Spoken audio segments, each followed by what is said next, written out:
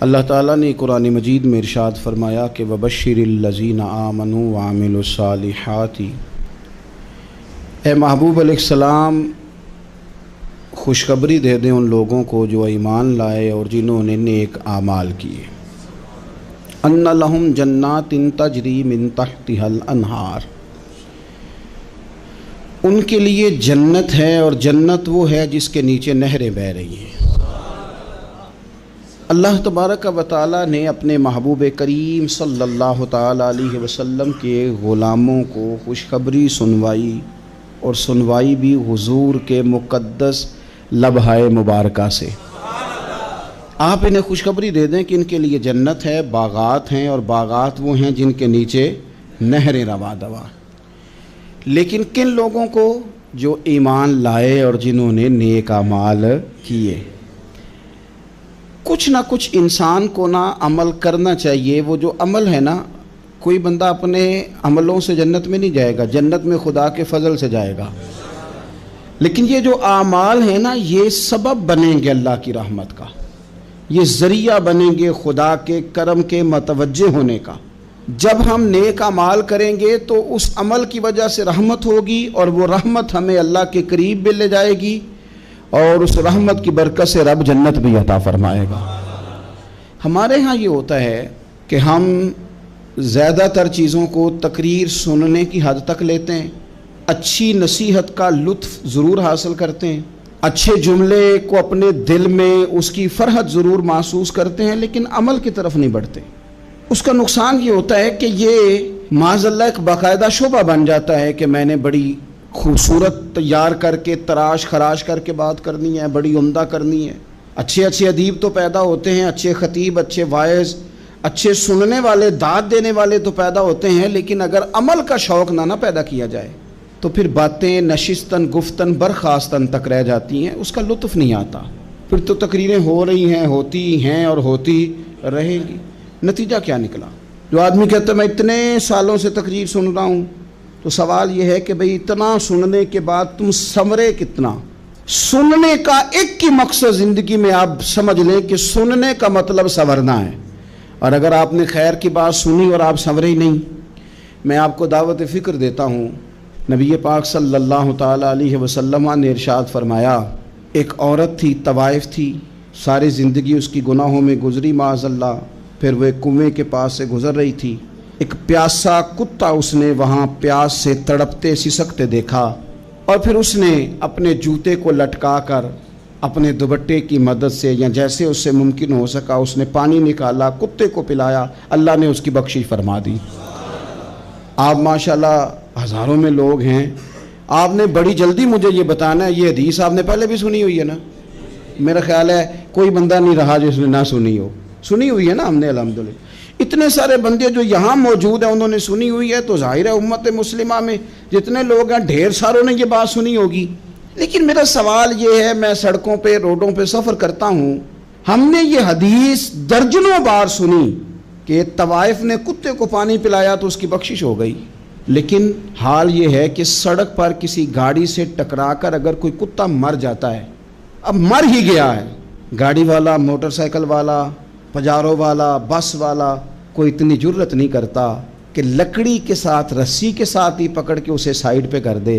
وہ سڑک پہ مرا ہوا پڑا رہتا ہے، یہاں تک کہ گاڑیوں کے ٹائروں کے ساتھ اس کا گوشت لگ لگ کے سڑک صاف ہوتی ہے۔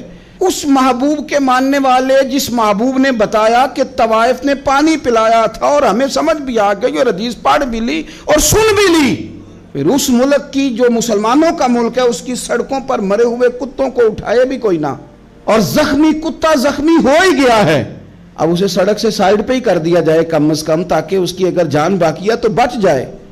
تو پھر مجھے بتاؤ نا میرے دوستو، ہم نے کس لیے تقریریں سنی ہیں، کس لیے خطبے سنے ہیں؟ واعظ و نصیحت کی مجالس کا مطلب ہم نے کیا سمجھا ہوا ہے؟ تقریر، تحریر، تصنیف، اچھی گفتگو، اچھا جملہ، اس کا معنی ہم کیا سمجھتے ہیں؟ تو آج جو خوبصورت گھڑیاں شب برات کی صورت میں ہمیں نصیب ہونے جا رہی ہیں، اس سے پہلے اپنے دل میں یہ ارادہ کرو کہ رب کریم نے ہمیں جتنا دین کا فہم دیا ہے، سمجھ دی ہے، علم دیا ہے، ہم ارادہ کرتے ہیں اب ہم صرف سنیں گے نہیں، پڑھیں گے نہیں، صرف بیان ہی نہیں کریں گے، ہم عمل بھی کریں گے۔ کوئی تھوڑا سا نا عمل کا رستہ بھی تو میرے عزیز ہونا چاہیے۔ اب مطلب بہت ساری جگہوں پہ جانے کا موقع ملتا ہے تو لوگ کہتے ہیں پیر صاحب ناراض نہ ہونا، ہم نے بڑا بندوبست کیا ہوا ہے، تقریر ذرا نہ سوا کو گھنٹہ کرنا۔ تو میں کہتا ہوں مثلاً آپ مجھے بتائیں نا، سوا گھنٹہ تقریر کرا کے آپ نے کیا کرنا ہے؟ اگر تو آپ نے اس لیے بلایا ہے کہ جناب ایک بات سنیں گے، ایک واز ہوگا، سر دھنیں گے، تو وہ تو مجھے آتا ہی نہیں۔ تو میں تو مختصر بات کروں گا اور اتنی کروں گا جس کی ضرورت محسوس کروں گا۔ لمبی چوڑی تقریروں کا کیا مطلب ہے؟ ہم کیا چاہتے ہیں سوائے اس کے کہ جناب بات بڑی اچھی کانوں کو لگ رہی ہے، مزہ بڑا آ رہا ہے، تو آپ نے لیا کیا؟ نتیجہ کیا نکلا؟ میرے رسول پاک علیہ السلام کے صحابہ جو حضور سے نصیحتیں لیتے تھے وہ کیسی تھی؟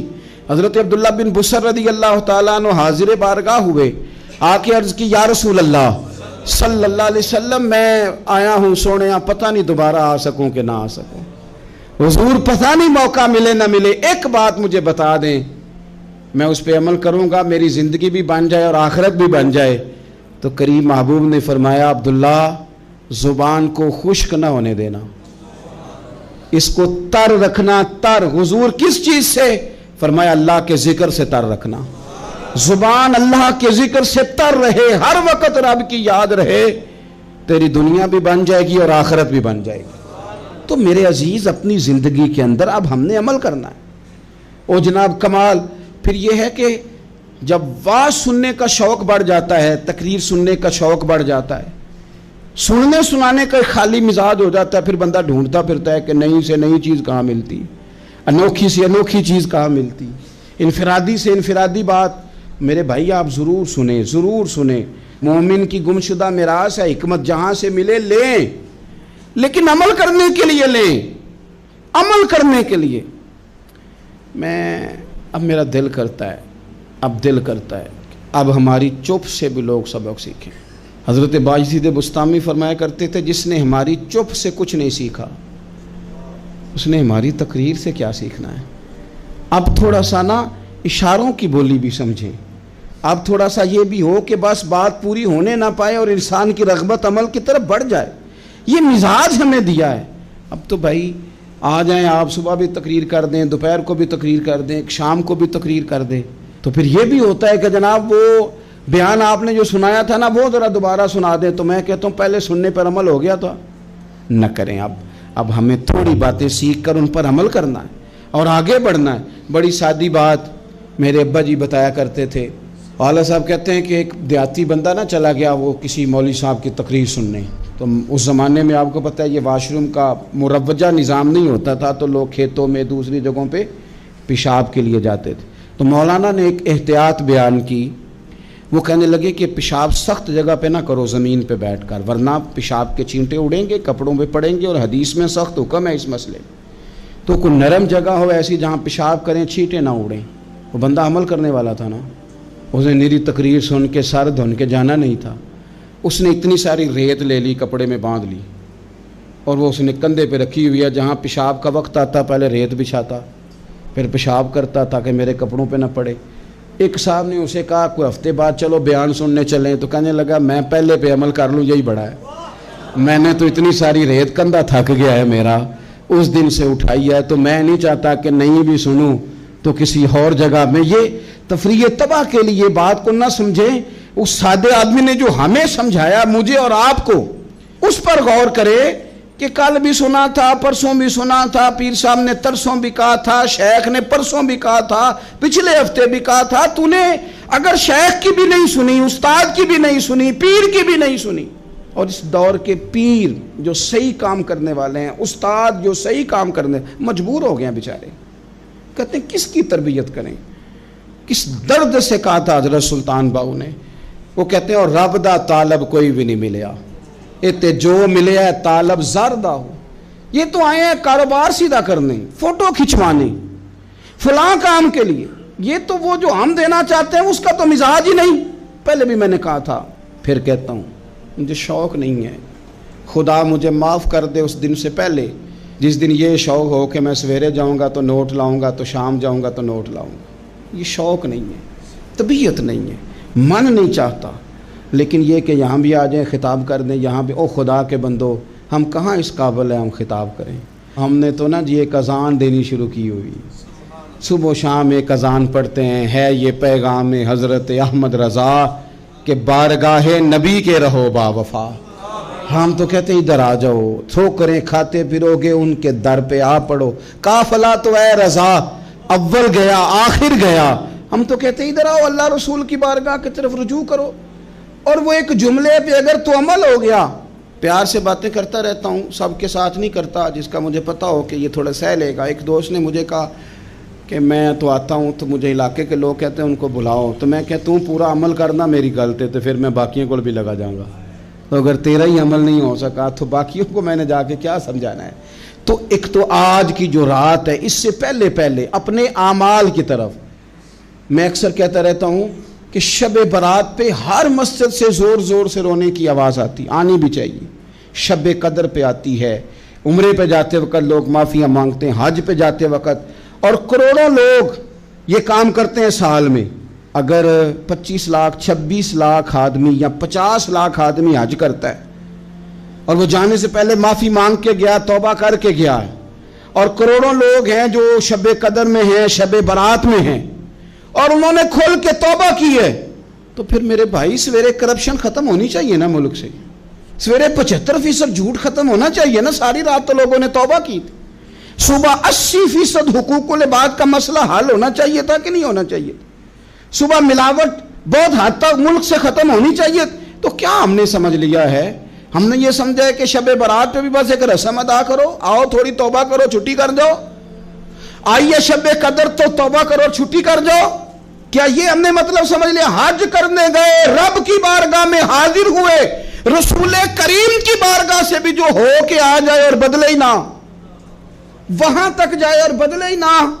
مدینے گئے، کعبے گئے، کربلا گئے، جیسے گئے تھے گھوم پھر کے ویسے ہی آ گئے۔ نتیجہ کیا ہے؟ اپنی زندگی نتیجہ خیز بنائیں۔ آج اس خوبصورت موقع پر جب شب برات ہمارے سامنے کھڑی ہے، اپنے ذہن میں تہیہ کریں کہ اب ہم نے بدل جانا ہے۔ شوگر ہو جائے تو بدلنا پڑتا ہے، اللہ معاف کرے، چینی چھوڑنی پڑتی ہے، من پسند مٹھائیاں چھوڑنی پڑتی ہیں، بدلنا پڑتا ہے۔ بلڈ پریشر ہو جائے تو یارو بدلنا پڑتا ہے۔ اگر انسان کو خدا نہ خواستہ کوئی مرض لگ جائے تو بدلنا پڑتا ہے۔ اولاد پیدا ہو جائے تو بدلنا پڑتا ہے۔ گھر میں بیٹیاں پیدا ہو جائیں تو بوڑھے باپ کو بدلنا پڑتا ہے۔ بال سفید آ جائیں تو پھر بھی تو بدل جانا چاہیے نا۔ انسان کی عمر 40 سال ہو جائے تو پھر بھی تو بدل جانا چاہیے۔ شب برات پہ توبہ کرے تو پھر بھی تو بدل جانا چاہیے۔ اب بدل جائیں، اب ہم بدل جائیں۔ اب نہ درد ہوتی ہے، گاڑی میں بیٹھیں تو کمر پہ درد ہوتی ہے، اب ہم بدل جائیں۔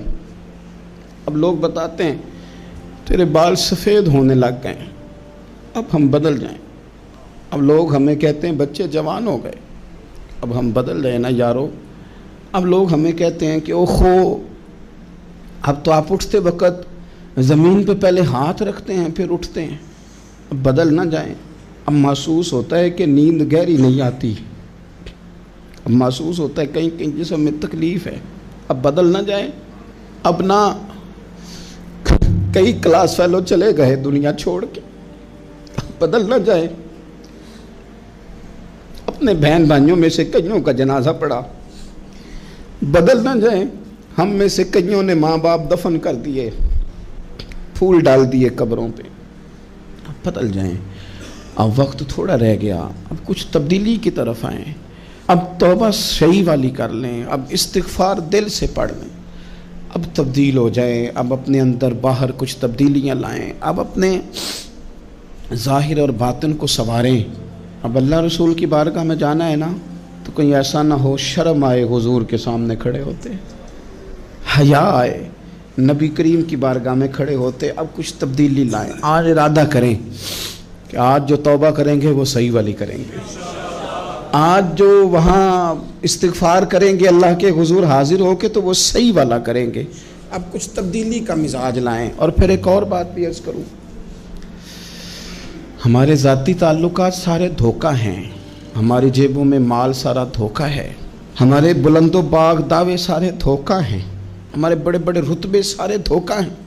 بڑے تعلقات تھے بیٹے کے، پر ماں بیمار تھی تو اسے صحت تو نہیں تعلقات کی وجہ سے مل سکی۔ بڑے تعلقات تھے نا بیٹے کے، لیکن جب بیماری زور پکڑ گئی تو پھر کیا کر سکا کوئی؟ بڑے تعلقات تھے، بڑا پیسہ تھا جیب میں، بڑا کچھ تھا، لیکن جب جناب اسرائیل آئے تو پھر کوئی کچھ بھی نہ کر سکا، پھر اپنے رہ گئے، اور جس کو جانا تھا وہ سب چلے گئے۔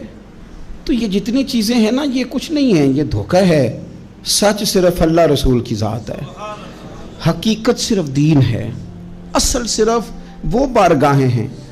دھوکے میں نہ زندہ رہو، چھوڑ دو یہ بات کرنی کہ بڑے تعلقات ہیں، چھوڑ دو یہ بات کرنی کہ بڑا پیسہ ہے، چھوڑ دو یہ بات کرنی کہ برادری قبیلے علاقے میں بڑا، اور کچھ بھی نہیں ہے۔ کل من علیہ فان، ہوئے نامور بے نشاں کیسے کیسے۔ دیکھو زمین کھا گئی، نوجوان کیسے کیسے۔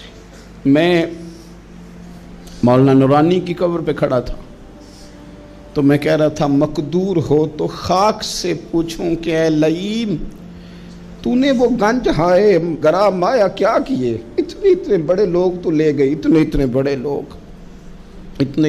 لوگ قبروں میں کدھر گئے؟ سلطان محمود غزنوی کہاں ہیں؟ شہاب الدین غوری کہاں ہیں؟ وہ لوگ جو میدانوں میں آ کے صرف ان کا نام لیا جاتا تھا تو دنیا کانپ جاتی تھی، وہ کہاں گئے؟ اٹھ گئے سب لوگ، چلے گئے، ختم ہو گیا معاملہ۔ وقت اب ہماری طرف بڑھ رہا ہے، اب تیزی ہے، اب پیغام اجل آیا، کئی ہمارے ارد گرد سے اٹھا کے لے گیا، اب ہمیں بھی تو واپس لوٹنا ہے نا، تو کچھ تیاری کر لیں، کچھ ارادہ کر لیں۔ اور بارگاہ رب رسول کی اس طرح کی ہے کہ بس جانے کی دیر ہے، بس صرف جانے کی دیر ہے، صرف جانے کی۔ اور اللہ رسول کی بارگاہ دوستو وہ والی ہے کہ جہاں نا زیادہ منت بھی نہیں کرنی پڑتی۔ وہ جو 4-5 لوگ تھے نا مکہ مکرمہ میں، انہوں نے بہت ہی اسلام کی مخالفت کی حد کر دی تھی، ان کے لیے حکم ہوا تھا جہاں ملے قتل کر دو۔ اکرمہ تھے، ابن قتل تھے، کچھ اور لوگ تھے، تو پتہ ہے ان کو کسی نے مشورہ کیا دیا تھا؟ کسی کافر نے مشورہ دیا، پر پتہ صلاح کیا دی تھی؟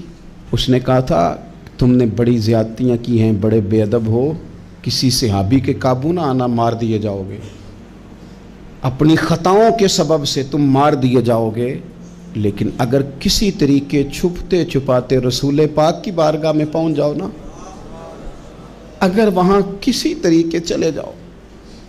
ہم نے پوچھا معافی کیسے مانگیں گے، منہ کیسے دکھائیں گے، ہم نے اتنے ظلم کیے، اتنی زیادتیاں کی، کیسے معافی مانگیں گے؟ تو کہنے والے نے کہا کہ نہیں کچھ نہیں، تم بس کہہ دینا ہم آ گئے، اس سے زیادہ تو بات ہی کوئی نہیں، اتنا ہی تو صرف کہنا ہے، آ گئے، اور نہ آتے تو جاتے بھی کہتے، بس تم اتنا کہہ دینا ان العبد اذا اعترف ثم تاب تاب اللہ علیہ۔ نبی کریم علیہ السلام نے فرمایا بندہ جب آ کے کہتا ہے نا یا اللہ میں بھول گیا تھا، غلطی ہو گئی، ان العبد اذا اعترف، مان جو گیا ہوں، غلطی ہو گئی، جب کہتا ہے نا میں بھول گیا، ثم تاب، پھر وہ توبہ کرتا، تاب اللہ علیہ، اللہ دیر کرتا ہی نہیں، فوراً توبہ کو قبول فرما لیتا۔ ہمارے ہاں نا کچھ لوگ تو تباً سخت ہیں، اللہ معاف فرمائے، اور کچھ رد عمل کے طور پر سخت ہو گئے، کچھ باتیں دلوں میں بیٹھ گئی ہیں جنہوں نے طبیعتوں کو سخت کر دیا ہے۔ کبھی کہیں آپ بہو سے کہ چلو بوڑھی ساس سے اگر کبھی کو بات سخت نکل گئی ہے تو معاف کر دے، وہ تیار نہیں ہوتی، وہ کہتی ہے تمہیں پتہ نہیں میرے ساتھ کیا کچھ ہوا۔ کبھی ساس سے کہا جائے نا چلو بھول گئی تھی بچی تو آپ درگزر کر دیں، تو کہتے ہیں تمہیں پتہ نہیں میرے اندر سختی کتنی آ گئی ہے، دکھ کتنے بیٹھ گئے۔ ہم نا طبیعتوں میں سختی کر بیٹھے، ہمارے دل دھڑکتے ضرور ہیں لیکن صرف اپنے بچوں کے لیے، ہمارے سینوں میں درد اٹھتا ضرور ہے لیکن صرف اپنوں کے لیے۔ ہم نے نا 2 4 5 6 باتیں جمع کر کے ان پر پورا ذہن بنا کے سخت ہو گئے ہیں، طبیعتیں سخت ہیں، دل سخت ہیں۔ میرے نبی پاک صلی اللہ تعالی علیہ وسلم نے فرمایا، یہ حدیث مسلم شریف میں موجود ہے، فرمایا جنت میں وہ لوگ داخل کیے جائیں گے جن کے دل چڑیوں کی طرح نرم ہیں، نرم دل کے لوگ، معاف کر دینے والے، جلدی مان جانے والے۔ ایک صاحب تھے اپنے بھائی سے ناراض ہو گئے اور انہوں نے رشتے سے انکار کر دیا. پہلے ان کے بیٹے کی وہیں پہ نسبت تھی, انکار کر دیا. کئی لوگوں نے ان سے کہا, میں نے بھی کہا, تو وہ کہنے لگے پیر صاحب عزت بڑی کرتا ہوں آپ کی, لیکن میں مرد ہوں, ایک دفعہ نہ کر دوں تو پھر ہاں نہیں کیا کرتا. تو میں نے اس صاحب سے کہا, میں نے کہا یوں نہ کر, اگر صبح قیامت تیرے بارے میں کوئی سخت فیصلہ آ جائے اور رب کو منانا ہو کسی مقام پر تو کیا کہے گا؟ بہانے بنا بنا کے ہم سخت ہو گئے, دل اتنے سخت پتھر کر لیے, میں فلاں ہوتا ہوں جی, میں نہیں دوبارہ کسی کی سنتا. اور خدا کے بندو, میرے نبی پاک علیہ السلام نے فرمایا مومن تو اس طرح ہوتا ہے جس طرح اونٹ کے ناک میں نکیل ہوتی ہے, بٹھا دو تو بیٹھ گیا, اٹھ جاؤ تو اٹھ گیا. اور حضور نے فرمایا وہ لوگ جو بہت بد اخلاق ہیں, جھگڑالو ہیں, فسادی ہیں, سخت دل ہیں, وہ لوگ جنت میں نہیں جائیں گے. جو جھگڑے کرتے پھرتے ہیں جھگڑالو لوگ ہیں. عزیز دوستو, اپنی زندگی کے اندر طبیعت میں نرمی, اگر طبیعت نرم ہو گئی نا جی, مزاج میں نرمی آ گئی, تو پھر آپ محسوس کریں گے کہ آپ معاف کرتے بھی جلدی ہیں اور معافی دیتے بھی جلدی ہیں. پھر آپ کے تعلقات بچیں گے, آپ کی نسبتیں بچیں گی, آپ کے بہت سارے رشتوں میں قربت آئے گی, ٹوٹیں گے نہیں. ایک تو دل نرم کریں, کسی شخص کے بارے میں دل میں کوئی بات ہے تو اسے معاف کریں اور معافی دیں. کچھ لوگ بالکل ٹھیک ٹھاک ہوتے ہیں, کوئی ناراضگی نہیں ہوتی, لیکن آپ نے بچی کی شادی کا کارڈ دیا نہیں تو فوراً ناراض ہو جاتے ہیں. اور پھر آپ سمجھا رہے ہیں, قائل کر رہے ہیں, وہ تیار ہی نہیں ہے قائل ہونے کو. سنو, اور اس حدیث کو یاد رکھنا, نبی پاک صلی اللہ تعالیٰ علیہ وسلم نے فرمایا جس کے پاس اس کا بھائی عذر لایا, بھائی معافی مانگنے آیا اور پھر اس نے معاف نہ کیا, اللہ کے حبیب فرماتے میرے حوض کوثر پہ نہ آئے. تو سخت ہو کے بیٹھ گیا ہے, تو کہتا ہے میرے سے پہلے سنے, میں آپ کو بتاؤں اس نے میرے ساتھ کیا کیا. اور ٹھہر جا, اگر حساب کتاب کے بعد معافی والا اصول رکھ لیا جائے کہ پہلے حساب کتاب ہوگا, غلطیوں کا مداوع ہوگا, پھر معافی ہوگی, تو یہی حساب اگر رب کریم بندوں کے ساتھ کرے تو پھر میں اور آپ کدھر جائیں گے. تو اس سادی بات پہ آ جاؤ نا, تو 2 جملوں میں حضور نے سمجھائی ہے. فرمایا تم رب کے بندوں کو معاف کر دو, اللہ تمہیں معاف کر دے گا. تو آج کی شب سے پہلے, آج کے دن سے پہلے, رمضان المبارک کے تشریف لانے سے پہلے اپنی طبیعت کے اندر ایسا ذوق لائیں, ایسی طبیعت لائیں کہ ہم نے معافی دینی بھی ہے اور معافی لینی بھی ہے. بعض اوقات ہم رسم ادا کرتے ہیں شب برات سے پہلے, یہ سوشل میڈیا پہ چل گیا, فلانے کو فلان کہہ دیا, اگر کوئی کبھی ہوئی نا تو معاف. ایسے تو نہیں نا معافیاں ہوتی. ہمیں پتہ ہوتا ہے ہم سے کون ناراض ہے, ہمیں خبر ہوتی ہے ہم نے کس کو تکلیف دی, ہمیں پتہ ہوتا ہے کس نے ہمارے لہجوں سے پریشانی پائی ہے, کون ہے جو ہماری وجہ سے اذیت کا شکار ہے, تو اس سے جا کے معافی مانگے, تو یہ چیزیں معافی کا سبب بن جائیں گی. اور پھر میرے نبی پاک صلی اللہ علیہ وسلم نے 2-4 چیزیں اور بھی بیان کی ہیں, میرا دل کرتا ہے کہ وہ بھی ذرا آپ کو عرض کر دوں. حضور سید عالم علیہ السلام نے نا جنت میں لے جانے والے جب اعمال بیان کیے تو حضور علیہ السلام نے فرمایا کہ ایک تو زکوٰۃ صحیح ادا کرنا, شرک سے بچنا, توحید پہ قائم رہنا, اور زکوٰۃ ٹھیک ادا کرنا, اور اپنے رشتہ داروں سے اچھا سلوک کرنا, جنت میں داخل ہو جاؤ گے. یہ جو ہمارے زیادہ قریبی لوگ ہوتے ہیں نا, ان کا حق بھی شریعت نے زیادہ رکھا ہے, اور یہ بعضوں کا تکلیف بھی زیادہ دیتے ہیں. لیکن میرے عزیز ایک بات سمجھ لیں اچھی طرح سے اور اپنے دل میں بٹھا لیں, میں نے درجنوں بار کہی ہے, پھر کہتا ہوں, اللہ تعالیٰ نے جو خاندان میرے لیے پسند کیا ہے نا, مالک نے مجھے وہاں پیدا کیا ہے. تو جو چچا اللہ نے میرے لیے پسند کیا ہے وہ مجھے بھی پسند ہونا چاہیے, اور جو ماموں اللہ نے میرے لیے پسند کیا ہے وہ مجھے بھی پسند ہونا چاہیے. انسانوں کے اندر کمزوریاں بھی ہوتی ہیں, خوبیاں بھی ہوتی ہیں, لیکن ہمارا یہ مسئلہ بن جاتا ہے کہ ہم نہ صرف کمزوریوں کو ڈسکس کرتے ہیں, خوبیوں کا تذکرہ کرتے ہی نہیں. اپنے مزاج کے اندر اس بات کو آپ نے پیدا کرنا ہے. آج ایک اور ارادہ بھی کریں, ایک اور اپنے ذہن کے اندر بات بھی زیادہ شوق کے ساتھ پیدا کریں. آپ یہ کوشش کریں کہ اپنی صلاحیتوں کو دیکھیں کہ آپ میں کیا خوبی ہے, بولنے کی ہے, لکھنے کی ہے, مال خرچ کرنے کی ہے, کسی کو پیغام دینے کی ہے. مسجد نبوی شریف میں ایک بی بی صرف جھاڑو خالی دیتی تھی، بیمار ہو گئی تو سرکار تیمارداری کرنے گئے اور صحابہ نے حضور کو اطلاع دیے بغیر تدفین کر دی، جنازہ پڑھا دیا، تو حضور نے قبر پہ کھڑے ہو کے دوبارہ جنازہ پڑھایا۔ اپنے وجود کو بیکار نہیں رکھنا، اس سے کوئی کام لیں۔ اللہ فرماتے ہیں افحسبتم انما خلقناکم عبثا وانکم الینا لا ترجعون، فرمایا تم کیا سمجھتے ہو ہم نے تمہیں بیکار پیدا کیا ہے، اور کیا سمجھتے ہو تم نے لوٹ کر ہمارے پاس آنا نہیں؟ ایک ذرہ بھی تو بیکار نہیں ہو سکتا، لہٰذا میں کسی شخص سے بیزار نہیں ہو سکتا۔ اپنی اس صلاحیت کو ضائع نہ کریں۔ ہم نہ بہت سارا وقت ضائع کر رہے ہیں، ادھر ادھر موبائل کھول لیا، دیر تک فلانی چیز دیکھی، پھر فلانی دیکھی، پھر فلانی بحث کی۔ تو اپنے آپ سے نہ کچھ کام لیں، کچھ خدمات کریں۔ ہم زیادہ وقت لوگوں کا انٹرویو کرنے میں ضائع کرتے ہیں، دوسروں کی تفصیلات حاصل کرنے میں وقت ضائع کرتے ہیں، لوگوں کا دھیان رکھنے میں وقت ضائع کرتے ہیں۔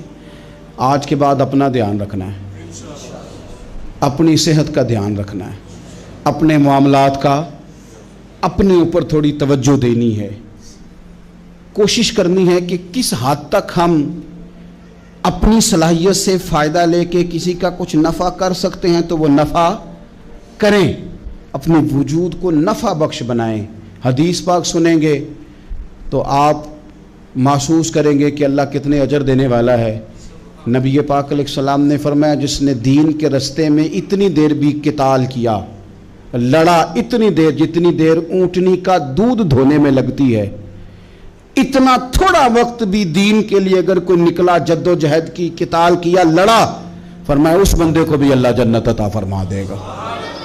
اتنا تو کام کرے نا، اتنا تو کام کرے۔